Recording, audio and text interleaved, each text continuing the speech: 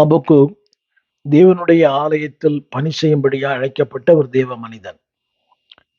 மாத்திரமல்ல, தேவாலயத்தை அங்கே பாதுகாக்கிற ஒரு பணி. 2 ஊழியங்களை செய்தான். தேவனுடைய ஊழியத்தையும் செய்தான், தேவாலயத்தையும் பாதுகாத்தான். இன்றைக்கு அநேகர் நீங்களும் நானும் இப்படிப்பட்ட ஊழியத்தை செய்ய அழைக்கப்பட்டிருக்கிறோம். அதாவது மினிஸ்டர் த டெம்பிள், தேவாலயத்தை பாதுகாக்க. 2வது தேவனுடைய ஊழியத்தை செய்ய.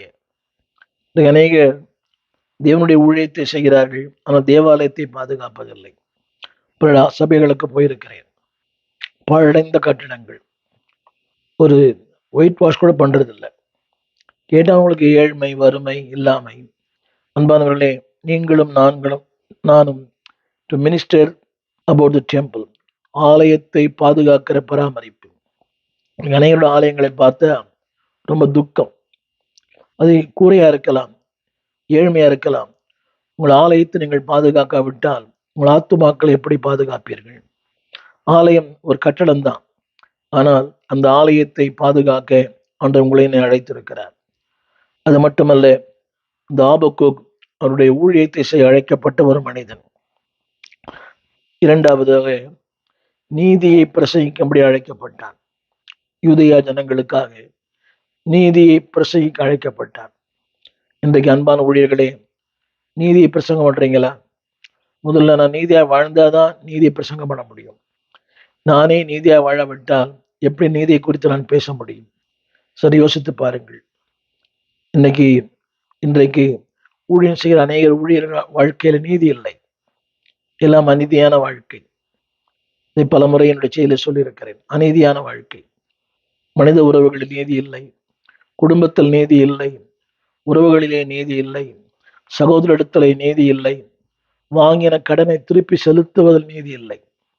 ஆனால் இவர்கள் பலிபீடத்தில் நின்று நீதி குறித்து பேசுகிறார்கள். இவன் நீதியை குறித்து பேசும்படி அழைக்கப்பட்டான். அது மட்டுமல்ல, இவன் ஆபக்கூக், நெகேமியா, எரேமியா, நாகும், செப்பனியா இப்படிப்பட்ட காலங்களிலே இவர் ஊழியம் செய்தார். இவர்கள் நான் சொன்ன எரேமியா, நாகும், செப்பனியா அந்த காலத்திலே யூதேயா ஜனங்களுக்கு ஊழியம் செய்யும்படி அழைக்கப்பட்டார். ஆண்டவர் ஏற்கனவே ஆபக்குக்கு சொல்லியிருந்தார். அதாவது எருசலேம் பாபிலோன் மக்களால் சிறைப்பிடிக்கப்படும். அவன் ஒரு தீர்க்கதரிசி. தேவன் சொல்லியிருந்தார், எருசலேம் பாபிலோன் மக்களால் அது அழிக்கப்படும் என்பதை. அவருடைய பாவங்களால், எருசலேம் குடியினுடைய பாவங்கள், யூதேயா ஜனங்களுடைய பாவங்கள், அந்த பட்டணம் சிறைப்பிடிக்கப்படும், பாழாக்கப்படும் என்பதை ஆண்டவர் முன்னமே ஆபக்குக்கு சொல்லியிருந்தார். இதையெல்லாம் சொல்லியிருந்தும் ஜனங்கள், அன்பானவர்களே, அன்றைக்கு நோவா பிரசங்கித்தது போல ஒருவரும் மனம் திரும்பவில்லை. அந்த ஆபக்கூக் அந்த யூதேயா ஜனங்களுக்கு தேவனுடைய ஆலயத்தை குறித்தும் தேவனுடைய காரியங்களை குறித்தும், அதாவது எருசலேம் மண்மேடாக்கப்படும் என்பதை குறித்தும் அவன் பிரசங்கித்தான். ஆனால் யாருமே அதை ஏற்றுக்கொள்வதில்லை. இன்றைக்கு அப்படித்தான். ஊடகங்களிலே பார்க்கிறோமே, மனிதர்களை தெய்வமாக. இன்றைக்கு கால ஒரு ஊடகத்தை பார்த்தேன். நடந்து போகிற ஒருவர், அவர் சாப்பிட்டு ஏதோ ஒன்றை கீழே போடுகிறார், அதை எடுத்து மக்கள் சாப்பிடுகிறார்கள். இன்றைக்கு அவரை தெருவில் போகிறவர் எல்லாரும் அவர் பாதம் பணிந்து அவரை தொட்டு, அவர் சாப்பிட்டு போட்ட அந்த சாதாரண அந்த பொருளை அடுத்தவர் எடுத்து சாப்பிடுகிறார்கள், அந்த மண்ணை நக்குகிறார்கள். இன்றைக்கு யோசித்து பாருங்களேன், ஜனங்கள் எந்த அளவுக்கு மதிகேடராய், குருடர்களாய், அறிவில்லாமையினால் வாழ்கிறார்கள். எனவேதான் தேவன் சொன்னார், அறிவில்லாமையினாலே என் ஜனங்கள் சங்காரமாகிறார்கள். அன்பான தேவ பிள்ளைகளே, ஊழியர்களே, அப்படிப்பட்ட மக்கள் மத்தியிலே கர்த்தர் உங்களை வைத்திருக்கிறார். ஏன் தெரியுமா? அவர்களுக்கு கர்த்தருடைய வார்த்தையை பேச, கர்த்தருடைய சத்தியத்தை சொல்ல. நீங்கள் நீதியாய் வாழுங்கள், உங்களை சுற்றி இருக்கிற மக்கள் நீதியாய் வாழ்வார்கள். நீதியை பேசுவதல்ல, try to live by righteous life. ஒரு நீதியான வாழ்க்கை வாழும்போது உங்களை பார்த்து அநேகர் அந்த நீதிக்குள்ளே வருவார்கள். ஆண்டவருக்கு இன்னொரு பெயர் நீதியின் சூரியன். அந்த நீதி கொஞ்சமா என்னோட வாழ்க்கையில் இருக்கணும். இன்றைக்கு அநேக குடும்பங்களிலே பார்க்கிறோம். இந்த சொத்து தகராறுல சகோதரனை ஏமாற்றி, சகோதரிகளை ஏமாற்றி, அடுத்தவளை ஏமாற்றி, பெற்றோரை ஏமாற்றி, இவங்களாம் ஊழியம் பண்றவங்க. நீதி இல்லாத ஒரு வாழ்க்கை வேண்டாம். அன்பான ஊழியர்களே, எழுப்புதலுக்கு நீங்களே தடையா இருக்க வேண்டாம். A life of righteousness. நீதியாய் வாழ்ந்து பாருங்கள். உங்கள் சபையில, உங்கள் வாழ்க்கையில, உடைய ஊழியத்துல ஒரு மாபெரும் எழுப்புதலை தேவன் கட்டளையிடுவார். அன்றைக்கு அந்த எழுப்புதலுக்கு தடையா இருந்த அந்த ஜனங்கள் அழிக்கப்பட்டதற்கு என்ன காரணம்? யூதேய ஜனங்கள் அந்த பாபிலோன் மக்களால் சிறைப்பிடிக்கப்பட்டார்கள். அதுதான் நாபுக்கு வாசிக்கிறோம். துன்மார்க்கன் நீதிமானை வளைந்து கொள்ளுகிறான். இதற்கு பல காரணங்கள் உண்டு. காரணம் இல்லாமல் தேவன் எதையும் அனுமதிப்பதில்லை. ஒரு 5 காரியங்கள். நம்பர் 1, அதாவது சுயநலம் உள்ள ஒரு வாழ்க்கை, செல்ஃப் ஆம்பிஷன். நான், எனது, என் விருப்பம், என் சித்தம், என் நோக்கம். இதை வாசித்து பாருங்கள். என்னோடு கூட வேதம் இருக்குமானால் ஆபுக்கின் புஸ்தகம் 2ஆம் அதிகாரம் 6 முதல் 8 வசனங்கள் வரை. அந்த வார்த்தை இப்படி சொல்லுகிறது, ஒரு செல்ஃபிஷ்னஸ் லைஃப், சுயநலமுள்ள வாழ்க்கை. இன்றைக்கும் பார்க்கிறோமே, நான், எனது, என் குடும்பம், என் பிள்ளை, என் மனைவி. எனக்கே சாப்பாடு இல்லை, உனக்கு எப்படி சாப்பாடு கொடுக்கறது? எனக்கே இந்த நிலைமை, நான் உனக்கு எப்படி இரக்கம் பாராட்டுது? இல்லை என்பார்களே. என்றைக்கு சுயநலம் இருக்கிறதோ அன்றைக்கு எழுப்புதல் வராது.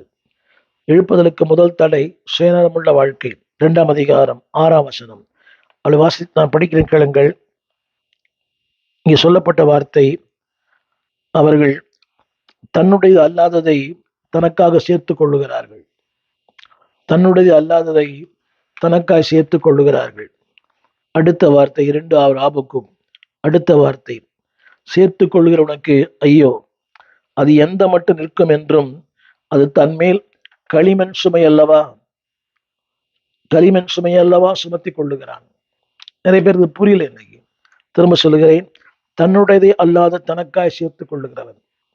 இந்த ஊழியத்தை நான் பார்த்திருக்கிறேன். எத்தனையோ பேர், எத்தனையோ ஊழியர்கள் ஸ்தாபனத்தினிடத்தை தனக்கு சொந்தமாக்கி கொண்டு தன் பெயரை மாற்றி, அந்த பெயர் பலகையை மாற்றி, என்னென்ன அந்த எழுத்துக்களை மாற்றி, ஒரு சின்ன எழுத்து அதை மாற்றி, அதுக்கு முன்னால் ஒரு எழுத்து அல்ல பின்னால் ஒரு எழுத்து, ஏதோ ஒன்றை மாற்றி, வேதம் சொல்லுகிறது தன்னுடைய அல்லாத, அதுக்கு என்ன தெரியுமா?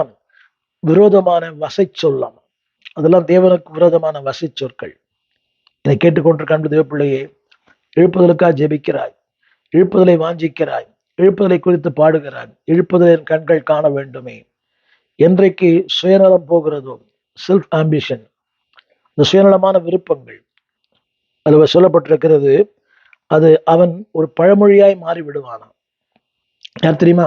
சுயநலமாய் வாழ்கிற மனிதன் ஒரு பழமொழியாவே மாறி விடுவான். காலங்கள் மறைந்தாலும் அவன் செயல்பாடு மறையாது. இன்றைக்கு அதாவது அவளை மன்னித்து விட்டேன், பொதுவெளியில் அவளை பேசுவது சரியல்ல எனக்கு தெரியும், ஆனால் ஒரு பழமொழி அதுக்கு அவருடைய சந்ததியை பாதிக்கும். வேதம் சொல்கிறது, அவன் பேரில் ஒரு பழமொழி, அவனே ஒரு பழமொழியாய் மாறுகிறான். என் அன்பு தேவ பிள்ளையே, நீங்க நல்ல பழமொழியா இருங்க, மோசமான பழமொழியா இருக்காதீங்க. அநேகருக்கு ஒரு முன்மாதிரியா இருங்க, ஒரு மாதிரியா இருக்காதீங்க. நல்ல பழமொழி. அடுத்த வார்த்தை, அவன், அதாவது அவனுடைய அவனுக்கு வசை சொற்கள். அடுத்த வார்த்தை போட்டிருக்குது, தன்னுடையதை அல்லாததையும் தனக்காக சேர்த்துக் கொள்கிறான். அவனுக்கு சொந்தம் அல்ல. நீ உனக்கு சொந்தம் அல்லவே. இந்த வாழ்க்கை எனக்கு சொந்தம் அல்ல. இந்த இந்த எதுவுமே எனக்கு சொந்தம் அல்ல. தேவன் இரவலாய் தந்தார். இப்படி கொச்சைய சொன்ன ஒரு பிச்சை. அடுத்து போடுறது, அப்படிப்பட்டவனுக்கு ஐயோ, தன்னுடைய அல்லாது சேர்த்துக் கொள்ளுகிறவன். இதை கேட்டுக்கொண்டிருக்கிற அன்பு ஊழியர்களே, நீங்கள் அனுபவிக்கிறது உங்களுடையதானா? அது நீதியாய் வந்ததானா? போலி பத்திரம், போலி கையெழுத்து நீதியாய் வந்ததுதானா? வேதம் சொல்லுகிறது, அப்படிப்பட்டவர்களுக்கு ஐயோ. அது மட்டுமல்ல, அது எந்த மட்டும் நிற்கும்? சற்று யோசித்து பாருங்கள். ஆபோக்குக் 2:6. எந்த மட்டும்? It cannot stand for long time. ஆங்கிலத்தில் ஒரு பழமொழி இருக்கிறது, லை as only one leg. It cannot for long. ஒத்த கால் இன்னும் பாருங்களேன், ரொம்ப நாள் நிற்க முடியாது. எந்த மட்டும் நிற்கும்? ஒரு நாள் அது வெளியரங்கமாகும். ஒருவேளை நீங்கள் ரொம்ப அறிவாளியா இருக்கலாம், திறமசாலியா இருக்கலாம், ரொம்ப ஞானமா செய்யலாம். நீ எவ்வளவு ஞானமாய் செய்தாலும், எவ்வளவு அறிவுபூர்வமாய் செய்தாலும், it cannot stand for a long time. அது நிற்காது. அதுக்கு அதை சொந்தம் பாராட்டுகிற நீங்க நிற்க மாட்டீங்க, நான் நிற்க மாட்டேன். எனக்கும் பொருந்தவன் எந்த மன்றுக்கும். அடுத்த வார்த்தை அந்த வசனம் சொல்கிறது, அவன் தன்மேல் களிமண் சுமையல்லவா சுமத்தி கொள்ளுகிறான். ஒரு களிமண் கரைந்து போகும், மழை வந்தா, சின்ன காரியம் தான், ஒரு களிமண். ஏன் தெரியுமா? அது உங்களுடையது அல்ல. எதுவுமே நான் சொல்ற பணம் கூட அடுத்துல ஏமாற்றி வஞ்சித்து கடன் வாங்கி திருப்பி தராம எல்லாரும் ஏமாத்துறது, அதிகமா ஊழியக்காரர்களை ஏமாத்துறது. ஊழியக்காரை ஏமாத்துனீங்கன்னா நல்லா இருக்க முடியாது. வேதம் சொல்கிறது, தன்மேல் களிமண் சுமை அல்லவா சுமத்தி கொள்ளுகிறான். அடுத்த வார்த்தை அவர்களை இப்படி சொல்லப்பட்டுள்ளது, அவர்கள் சூறையாவார்களாம். 7ஆம் வசனம், சூறையாவார்கள், அவர்கள் அலகழிக்கப்படுவார்கள், சூறையாவார்கள். அடுத்த வார்த்தை சொல்கிறது 8ஆம் வசனம், நீ செய்த கொடுமை நிமித்தம் உன்னை அந்நியர்கள் கொள்ளையிடுவார்கள். நீ செய்த கொடுமை நிமித்தம் அந்நியர்கள் உன்னை கொள்ளையிடுவார்கள். இதுதான் செல்ஃப் ஆம்பிஷனஸ். இது இருக்கிற வரைக்கும் எழுப்புதல் உங்களுடைய வாழ்க்கையில், என்னுடைய வாழ்க்கையில வராது, என்னுடைய ஊழியத்திலே வராது. செல்ஃப் ஆம்பிஷனஸ். அடுத்து சொல்ல விரும்புகிறேன், பொருளாசை, கவச்சஸ்னஸ் எல்லாமே ஒண்ணுதான். 9ஆம் வசனத்திலிருந்து 11ஆம் வசனம் வரைக்கும், 9ஆம் வசனம் 11 கவச்சஸ், பொருளாசை. அதாவது தன் கூட்டை உயரத்திலே வைக்கும்படி தன் வீட்டுக்கு பொல்லாத ஆதாயத்தை தேடுகிறவனுக்கு ஐயோ. இதை படித்திருக்கலாம். தன் கூட்டை உயரத்துல வைக்க வேண்டும். இப்படிதான் வாழ்க்கையில உயரணும். நிறைய பேருக்கு அதான் ஆசை. அவர் உயர்ந்து விட்டார், இவர் உயர்ந்து விட்டார், இவர் பெரியலாகிட்டார். தேவன் உன்னை உயர்த்தலைன்னா நீ எவ்வளவு உயரத்துக்கு போனாலும் நிற்க முடியாது. லூசிபர் மாதிரி தான். தேவன் உங்களை உயரத்துல கொண்டு வைப்பார். அவர் சிறியவனை குப்பையிலிருந்து எடுத்து, புழுதிலிருந்து எடுத்து ராஜாக்களோடும் பிரபுக்களோடும் உட்கார பண்ணுகிறவர். தேவன் தான் உன்னை உயரத்துல உட்கார வைக்கணும். Don't try to yourself to be high. நீங்களா உயரத்துக்கு வரணும்னு விரும்பாதீங்க. அதனாலதான் எனக்கு நிறைய ஊழியக்காரர்கள் இந்த தலைமைத்துவத்தை விரும்புகிறார்கள். அதுல பொறுப்பு, இதுல பொறுப்பு, எல்லா அவள் இல்லாத கூடுகை இல்லை, இல்லாத இயக்கங்களே இல்லை. அதிகப்படியான அறிமுகம் மிகுந்த ஆபத்து. யோசித்து பாருங்க. அதிகப்படியான அறிமுகம். உங்களுக்கு என்ன அழைப்பு இருக்கிறதோ அதை மட்டும் செய்யுங்க, ஊழியம் செய்யுங்க. உங்களுக்கு என்ன அழைப்பு? இன்னைக்கு எல்லாம் பாருங்க, 30 நாளும் இதை ஒரு கூடுகை, அதுல ஒரு தலைவர் பொருளாளர். நானும் ஒரு ஊழியர் கூடுகையில பொறுப்பா இருக்கிறேன். அது தேவனுடைய ஊழியம் முதலாவது, அது 2வது. முடிந்த அளவுக்கு என்னுடைய பங்களிப்பை அளிக்கிறேன். இதை கேட்கிற அவர்களுக்கும் அது புரியும். சொல்லப்பட்ட வார்த்தை, தன்னுடைய கூட்டை உயரத்தில் வைக்கும்படி. 2வது, தன் வீட்டுக்கு பொல்லாத ஆதாயத்தை தேடுகிறவர்கள். இதான் சொன்ன கவச்சஸ்னஸ், பொல்லாத ஆதாயம். இப்படியா காசு கிடைக்கணும், யாரையா ஏமாத்தணும், யாரையாயிரம் பொய் சொல்லணும், அப்படி ஏமாத்துற கூட்டத்தோடு சேர்ந்து தானும் கொஞ்சம் ஆதாயம் பார்க்கணும். நீங்க இந்த கட்ட பஞ்சாயத்து பண்றாங்களே, அவங்களாம் பொதுநல சேவை செய்யறதில்ல, ஆதாயம். அதற்கு இடைத்தரகர்களாய் போதில் இருக்கிறார்கள். அது அதை விட பெரிய கொடுமை. அதுல சொல்லப்பட்ட வார்த்தை, தன் வீட்டுக்கு பொல்லாத ஆதாயம். ஆதாயம் தேடணும், ஆனா பொல்லாத ஆதாயம் வேண்டாம். 10ஆம் வசனம், நீ உன் வீட்டுக்கு 10ஆம் வசனம், வீட்டுக்கு வெட்கம் உண்டாகும். நீங்க செய்யற எல்லாமே, உங்கள் வீடு, உங்கள் பிள்ளை, உங்கள் சந்ததி, உங்கள் எதிர்காலம், உங்களுடைய தலைமுறை. வேதம் சொல்லுகிறது ஆபோக்கு 2:9, அது வெட்கம் உண்டாகும். அது மட்டுமல்ல, நீங்கள் செய்கிற ஒவ்வொரு தவறும் உங்கள் ஆத்மாவுக்கு விரோதமாய் பாவம் செய்கிறார். நீங்க எல்லாரும் சொல்ற வார்த்தை, நான் என்ன தப்பு பண்ணேன்? யாரும் என்னென்னோ பண்றாங்க, நான் என்ன தப்பு பண்ணேன்? நீங்கள் செய்த தவறுக்கு 1000 நியாயங்களை கற்பிக்கலாம், ஆனால் அந்த நியாயங்கள் பரலோகத்திலே செல்லுபடியாகாது. அந்த வார்த்தை சொல்லுகிறது, உன் ஆத்மாவுக்கு விரோதமாய் நீ பாவம் செய்கிறாய். 11ஆம் வசனம், தெரிந்த வசனம், ஒரு நாள் வரும், கல்லு சுவரிலிருந்து கூப்பிடும், உத்திரம் மற்றிருந்தனை சாட்சியிடும். நீ நினைக்கிறாய், யாரும் பார்க்கல, யாரும் கேட்கல, யாரும் கவனிக்கல. ஆனால் ஒரு நாள் வரும், எல்லாரும் தெரிந்த வசனம். அந்த கல், அந்த உத்திரம் உன்னை குறித்து பேசும். அந்த கல் உன்னை குறித்து பேசும். கல் சுவரிலிருந்து கூப்பிடும், உத்திரம் மச்சிலிருந்து சாட்சியிடும். கல்லும் பேசுமா, உத்திரமும் பேசுமா? பேசாத பொருள்லாம் பேசும். அன்பு ஊழியர்களே, நீதியாய் வாழுங்கள், நீதியை பிரசங்கம் பண்ணுங்க, நீதியை வாழுங்க. அப்ப நீதியை பிரசங்கம் பண்ணுங்க. சொன்னேன், எழுப்புதலுக்கு என்ன, எதனால் நம்முடைய வாழ்க்கையில எழுப்புதல் இல்லை? ஆரம்பத்துல சொன்னேன், செல்ஃப் ஆம்பிஷனஸ், சுயநலமுள்ள ஒரு வாழ்க்கை. இப்படியே நான் முன்னேறணும், நல்லா இருக்கணும், என் பிள்ளைகள் எல்லாரும் இருக்கணும். தேவன் நினைச்சாதான் முடியும். என்னுடைய சுயபலத்தால் வாழ பார்த்தேன், வாழ முடியல. என் சொல் பலத்தால் சாதிக்க பார்த்தேன், சாதிக்க முடியல. இன்னைக்கு எல்லாருக்கும் வாய் பலம் தான் அதிகம்.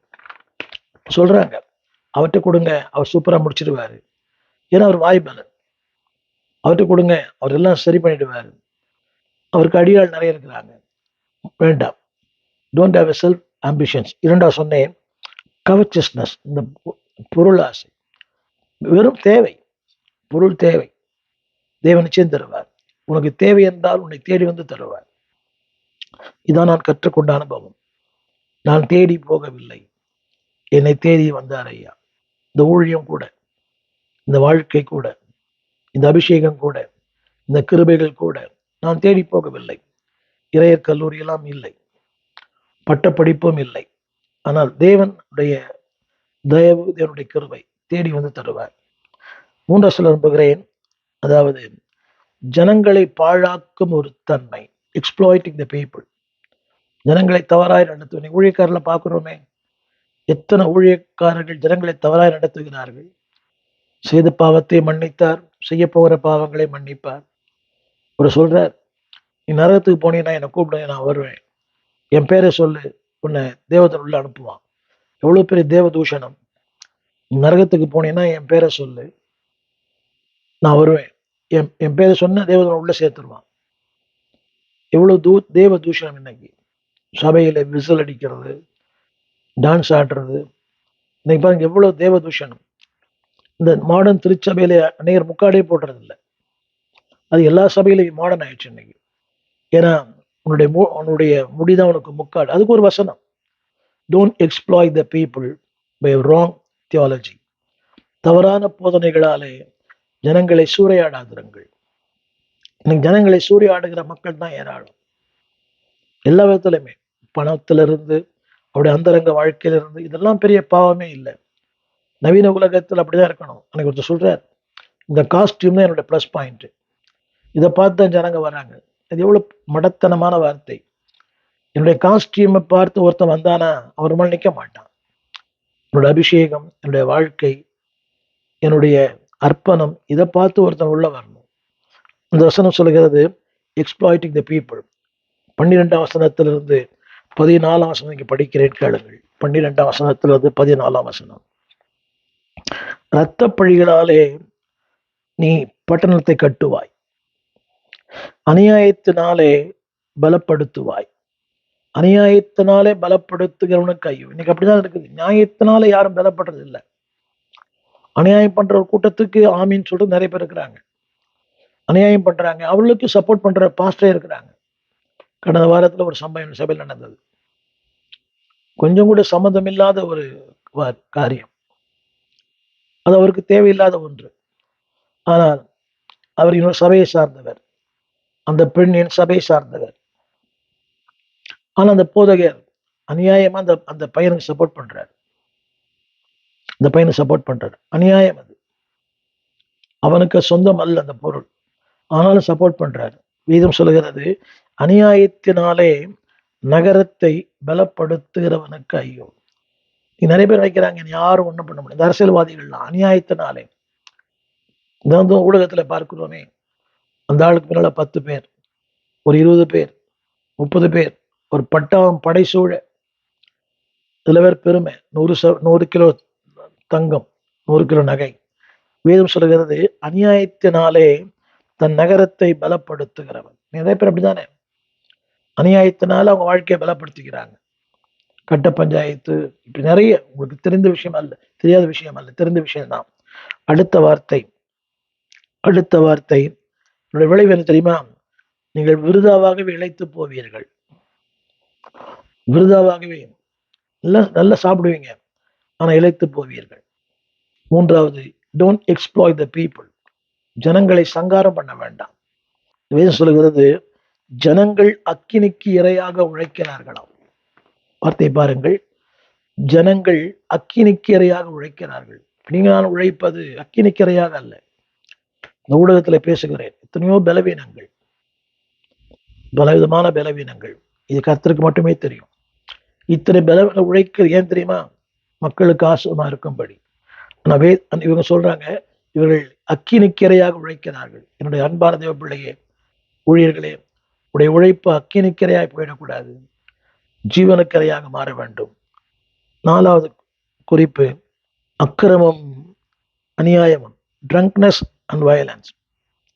15-17. ஏன் இன்னைக்கு இழுப்பதல் இல்லை என்றால், திருச்சபையிலே கிரமம் இல்லை, அக்கிரமம். 15-17 வாசித்து பார்க்கிறேன். தன் தோழருக்கு குடிக்க கொடுத்து தன் துருத்தியை அவருடைய வைத்து நிர்வாணங்களை பார்க்கும்படி அவளை வெறிக்க பண்ணுகிறது என்ன? இன்னைக்கு பாருங்கள், எவ்வளவு ஆபாசமான காரியங்கள் உலகத்துல. 15-16. நீ மகிமையினால் அல்ல, லட்சையினால் நீ நிரப்பப்படுவாய். அடுத்த வார்த்தை, தேவன் உன்னை லட்சையால் வாந்தி பண்ணுவார். 16ஆம் வசனம், தேவன் உன்னை லட்சையினால் உன்னை வாந்தி பண்ணுவார். இது நல்ல வசனம் இல்லை. இன்னைக்கு எல்லாருமே சர்க்கரை பந்துல தேன் மாறி பொழிந்தது போல அதான் விரும்புறாங்க. நீ வாழ்வாய், பெருகுவாய், வீடு வாங்குவாய், கார் வாங்குவாய், பங்களா வாங்குவாய், 100 மடங்கு கர்த்தர் ஆசீர்வதிப்பார், கோடி கோடாய் பெருகுவாயாக. அதுதான் மக்கள் விரும்புறாங்க. அதுதான் பார்வையாளர்கள் அதிகம். இந்த ஊடகத்தில் சில வாக்குத்தத்தங்களை நான் போடுகிறேன், ஒரு பாசிட்டிவ் செர்மன்ஸ். ஜனங்கள் வியூவர்ஸ் அதிகமாகிறது. கண்டித்து பேசும்போது 40க்கு மேல போறதில்லை. பரவாயில்லை அன்பானவர்களே, நீங்கள் லட்சியனால் மூடப்படக்கூடாது. அடுத்த வார்த்தை சொல்லப்பட்டிருக்கிறது, அதாவது உன்னுடைய மகிமை. வேதம் சொல்லுகிறது, அதாவது கர்த்தருடைய பாத்திரம் உன்னிடத்திற்கு திரும்பும். உக்கிரமான பாத்திரம் உன்னிடத்தில் திரும்பும். வேண்டாம். நான் ஓடினதும், நான் பிரயாசப்பட்டதும், நான் உழைத்ததும், நான் இன்றைக்கு நிற்கிறதும் விருதாவாய் போகக்கூடாது. கர்த்தருடைய பாத்திரம். அது மட்டுமல்ல, அந்த வார்த்தை சொல்லுகிறது, உன்னை 17ஆம் வசனம், பாழ்கடிப்பு உன்னை கலங்க பண்ணும். ஹலோ, பாழ்கடிப்பு என்னை கலங்க பண்ணும். நிறைய பேர் கேட்குறாங்க, நீங்க அநேகரை கலங்க பண்ணலாம், ஆனா பாழ்கடிப்பு உங்களை கலங்க பண்ணும். அடுத்த குறிப்பு, விக்கிரக ஆராதனை. இன்னைக்கு நம்ம விக்கிரகம் பண்றது இல்லை, ஆனா விக்கிரக ஆராதனை இணையாக நிறைய வச்சிருக்கிறோம். குடும்பம், மனைவி, வேலை, விக்கிரகம் தான். எப்ப பார்த்தாலும் வேலை வேலை வேலை. விக்கிரகம் அல்லவா? அரைச்சி மாவை அரைக்க, துவைச்ச துணியை துவைக்க, அந்த வீட்டை பெருக்க, தேவையில்லாத வேலைகள். எனக்கு அடுத்த தலையிடுவது என்னுடைய வேலை என்ன? தனக்கான தலையிடுகிறவன் நாயின் காது இப்படி திழக்கிறான். எனக்கு எப்ப பார்த்தாலும் விருதாவாய் உழைக்கிறோம். உழைங்க, there must be a limit. தான் வேதம் சொல்லுது, விருதா உழைக்கிறான், சம்பாதிக்கிறான், ஆனா பொத்தலான பை. 18-20 வரைக்கும் விக்கிரக ஆராதனை.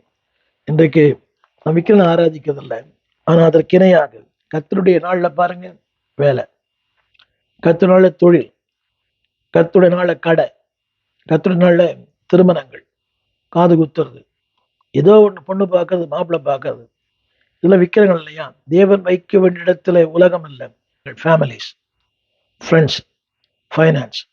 தேவன் இருக்க வேண்டிய இடத்துல குடும்பம் இருந்தால் விக்கிரகம். தேவன் இருக்க வேண்டிய இடத்துல நண்பர்கள் இருந்தால் விக்கிரகம். தேவன் இருக்க வேண்டிய இடத்துல பணம் இருந்தால் விக்கிரகம். வாசிக்கிறேன், கேளுங்கள். 18-20 வரைக்கும் அவன் வேதம் சொல்லுகிறது, இவையெல்லாம் உங்களுக்கு என்னத்துக்கு உதவும்? இவையெல்லாம் சித்திரக்காரனுக்கு அவன் செய்த சுரூபம், ஊமையான தெய்வங்களை உண்டு பண்ணின சுரூபம். வேதம் சொல்லுகிறது, பொய் போதகம் பண்ணுகிறது. விக்கிரகம் என்னத்துக்கு உதவும்? நிறைய போட்டிருக்குது. அதுல அது சுவாசம் இல்லையே, ஜீவன் இல்லையே. அந்த வசந்த வாசித்து பாருங்கள். ஊமையான கல், அது போதிக்குமோ? பொண்ணு வெள்ளியமான தகட்டால் மூடப்பட்டிருக்கிறது, அதற்கு சுவாசம் இல்லையோ? வேதம் சொல்லுகிறது. இது படிக்க சற்று கடினமானது, சற்று ஏற்றுக்கொள்ளப்பட முடியாது. இதுதான் உண்மை. நான் சொல்ல வந்த வார்த்தை அது அல்ல. இன்றைக்கு இஸ் கவரிங், ஏதோ ஒரு போலி வாழ்க்கை பொண்ணு வெள்ளியமான தகட்டினால் மூடப்பட்டிருக்கிறது. அதாவது பொண்ணும் வெள்ளியமான தகட்டினால், அதுக்கு ஒரு கவரிங். சிறப்பு சிறப்பு சிறப்பு. என்ன சும்மாவா இருக்கிறேன்? ஓடா உழைக்கிறேன், மாடா உழைக்கிறேன், ஓடா தேய்கிறேன். No, there is no meaning. கவனிங்கள், தேவன் வைக்க வேண்டிய இடத்துல உலகத்தை வைக்காதிருங்கள். அதைத்தான் தேவன் ஆபோகத்தில் சொன்னார். These are the stumbling block for the revival. அவன் ஜெபிக்கிறான், தேவனே எங்களை உயிர்ப்பியும். தேவன் சொல்றாரு, இதெல்லாம் ஜனங்கிட்டு இருக்குது, அதில் சரி பண்ணுங்க. அன்பானவர்களே, தேவன் நீதி உள்ள நியாயாதிபதி. அவர் சொல்லுகிறார், இவர்களை மாற்றும் போது உங்கள் நடுவே, வருஷங்களின் நடுவிலே என் கிரியைகளை உயிர்ப்பிப்பேன். திரும்ப அன்பானவர்களே, தேவன் ஜபங்களுக்கு பதில் கொடுக்கிறவர். நிச்சயமா பதில் கொடுப்பார். உடைய ஆதங்கங்கள், உடைய பெருமூச்சு, உடைய கண்ணீர், திரும்ப சொல்லுகிறேன், தேவன் கிரியை செய்ய விரும்புகிறார். God wants to work in you and through you, உங்கள் மூலமாய். எனவேதான் அந்த 3:17-19 கர்த்தர் உங்களை உயரமான இடங்களில் கொண்டு போவார், உயரமான ஸ்தலத்தில் அடக்கப்படுவார், மகிழ்ச்சியாக்குவார்.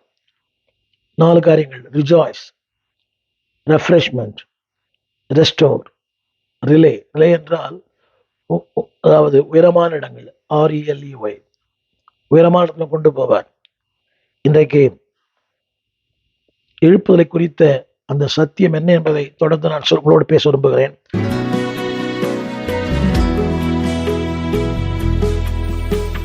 ஒரு நாளும் பிரியாத அன்பு தோழனே, விட்டு ஒரு நாளும் விலகாத அன்பு தோழனே, ஒரு நாளும் பிரியாத அன்பு தோழனே, விட்டு ஒரு நாளும் விலகாத அன்பு தோழனே, ஸ்நேகிதா ஸ்நேகிதா, உன் அன்பு கொள்ளை கொள்ளுதே. ஸ்நேகிதா ஸ்நேகிதா,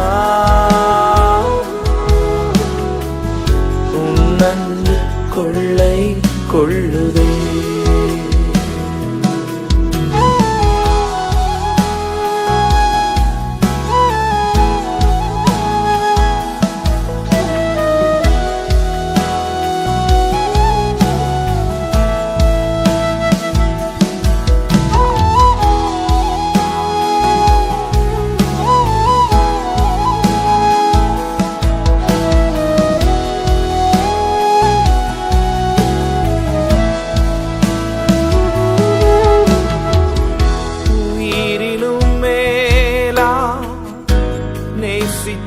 நண்பன் துரோகியாய் மாறிடினும், அப்பா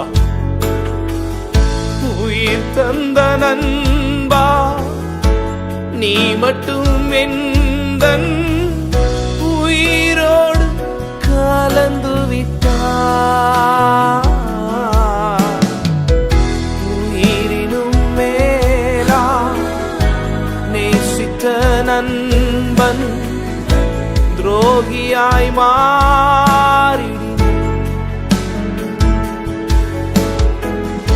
உயிர் தந்த நண்பா, நீ மட்டும் எந்தன் உயிரோடு கலந்து விட்டாய். ஸ்நேகிதா ஸ்நேகிதா,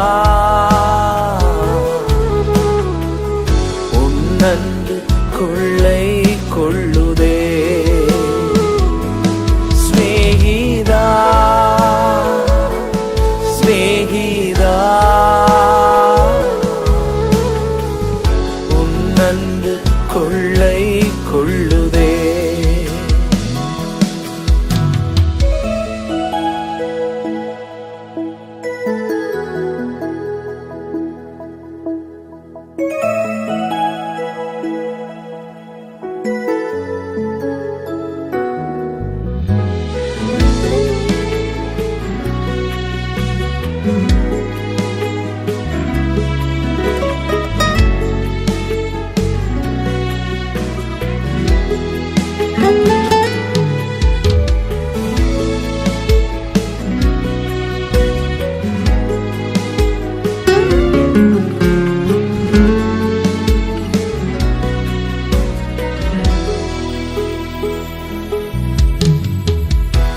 திக்கற்று இருந்தே பயந்து போய் தாவித்தே துணையாக வந்த நண்பனே. தாங்குவோரின்றி தடுமாறி வீழுந்தே தாங்கிட்ட அன்பு நண்பனே. கற்று இருந்தே பயந்து போய் தாவித்தே துணையாக வந்த நண்பனே. தாங்குவோரின்றி தடுமாறி வீழுந்தே தாங்கிட்ட அன்பு நண்பனே.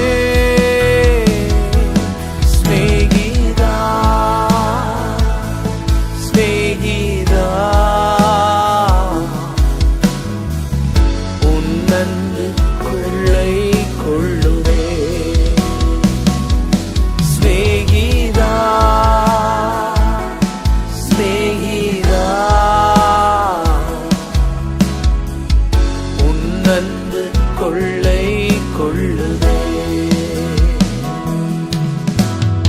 ஒரு நாளும் பிரியாத அன்பு தோழனே விட்டு ஒரு நாளும் விலகாத அன்பு தோழனே. ஒரு நாளும் பிரியாத அன்பு தோழனே விட்டு ஒரு நாளும் விலகாத அன்பு தோழனே. ஸ்நேகிதா ஸ்நேகிதா உன் அன்பு கொள்ளை கொள்ளுதே. ஸ்நேகிதா ஸ்நேகிதா உன் அன்பு கொள்ளை கொள்ளுதே. ஸ்நேகிதா ஸ்நேகிதா உன் அன்பு கொள்ளை கொள்ளுதே. ஸ்நேகிதா ஸ்நேகிதா உன் அன்பு கொள்ளை கொள்ளுதே. உன் அன்பு கொள்ளை கொள்ளுதே. எங்கள் விலாசம் போதகர் ஸ்டீஃபன் தேவகுமார், திறந்த வாசல் சபை, நம்பர் 65, பரமானந்த தெரு, 7 கிணறு, சென்னை 600001. தொடர்புக்கு 9841839287. மேலும் 044-418-3330. எங்கள் மின்னஞ்சல் stephenopendor@gmail.com. எங்கள் தேவ செய்திகளை யூடியூப் சேனலில் பார்த்து பயனடையுங்கள். தேவன் உங்களை ஆசிர்வதிப்பாராக.